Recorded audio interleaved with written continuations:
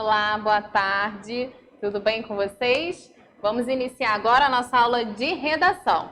Não estranhe que vocês estão vendo aí que nós vamos iniciar a unidade 4 do livro de português, mas é que nós vamos aprender um novo gênero textual. E nós não fazemos isso apenas em português, a gente também faz em redação. Então, vamos abrir o livro de português nas páginas 36 e 37, lá na abertura da unidade. Vamos observar aí que tem uma imagem. E embaixo dessa imagem tem aquele quadrinho com perguntas que a gente bate aquele papo. A primeira pergunta que está aí é: além da linguagem verbal, de que maneira nós podemos comunicar uma ideia? A gente não comunica uma ideia apenas falando, né? A gente pode transmitir uma ideia através da expressão facial, através de imagens, através de sons, de música, né? Aí, nessa página do livro de vocês, tem alguns personagens. O Juliano, ele recebeu mensagens de 3 amigos, convidando a realizar atividades diferentes. Leia as mensagens no encarte 4. Vocês vão abrir o encarte 4, eu vou abrir aqui o meu. As mensagens que ele recebeu, o que vocês farão com ela? Vocês vão relacionar cada mensagem dessa aí ao amigo que a mandou. Você vai relacionar o que está escrito na mensagem com a imagem desses amigos aí. E aí, o que vocês vão fazer? Vocês vão pintar as janelas de acordo com a cor do celular deles. Tá? Então, vamos para o primeiro telefone que tem aí. Aí, a frase deles, a mensagem dele, está substituindo a palavra por um emoji. Vamos ver. Quer ir, aí tem um menino jogando bola. E aí tem umas arvorezinhas, que está indicando o lugar. Comigo hoje à noite, já estou me preparando. Eu vou falar apenas esse, tá? E aí depois vocês vão tentar adivinhar os outros, que não tá difícil. Porque não é porque tá substituindo a palavra por emoji que a gente não compreende o que está sendo dito aí. Então ele está perguntando, queres jogar bola? Vamos relacionar as frases às árvores, vamos dizer que seja um parque. No parque comigo hoje à noite, já estou me preparando. E aí você vai voltar lá na imagem, vai ver qual é o amigo que está fazendo esse convite, de acordo com a ilustração, e vai pintar a janelinha dele de vermelho, que é a cor do celular. A mesma coisa vocês vão fazer com os outros telefones, certo? E aí sim, vamos iniciar lá na página 38, o texto, a leitura do texto.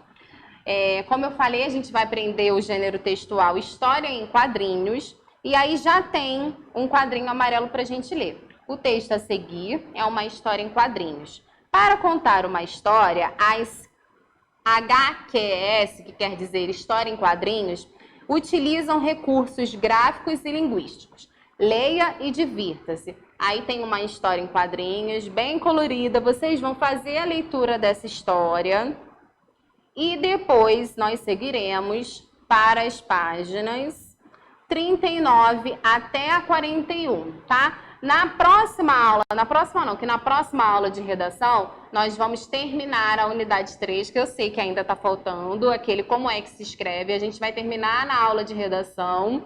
E aí, na outra aula, eu vou trazer um texto para vocês explicando melhor sobre esse gênero textual com exercícios, tá? Aí, vamos voltar. Na questão 1 tem aquelas perguntinhas, aquele bate-papo que a gente faz sobre o texto da página anterior.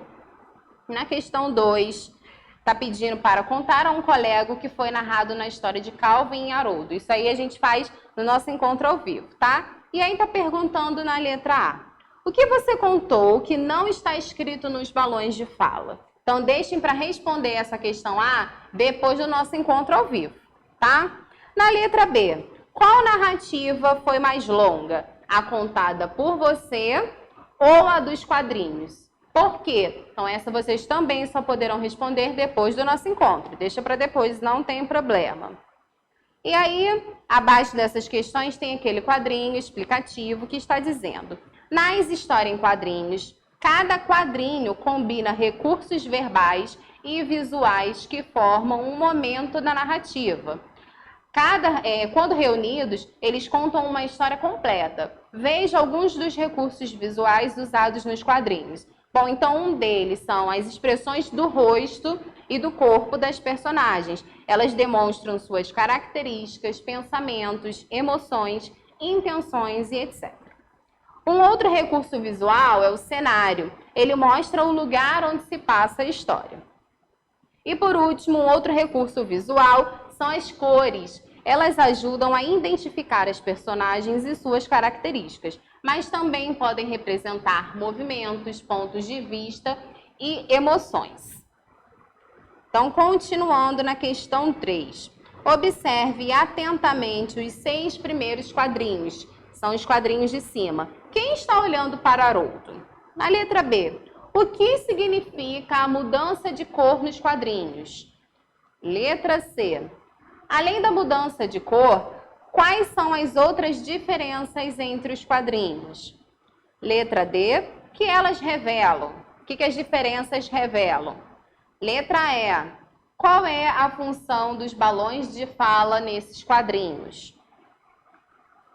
Letra F. Você acha que os quadrinhos teriam o mesmo efeito se houvesse apenas o balão de fala? Se não houvessem as cores? Sem os desenhos? Resposta pessoal de vocês. Número 4. Releia o terceiro quadrinho e responda na letra A. O que a expressão de Haroldo revela? Explique. Letra B. Como o texto do balão se relaciona com a expressão física de Haroldo? Qual é a relação que tem a expressão com o texto? Número 5. Agora, observe o 7º e o 8º quadrinhos. E responda aí na letra A. Por que a mãe de Calvin parece tão grande? Letra B.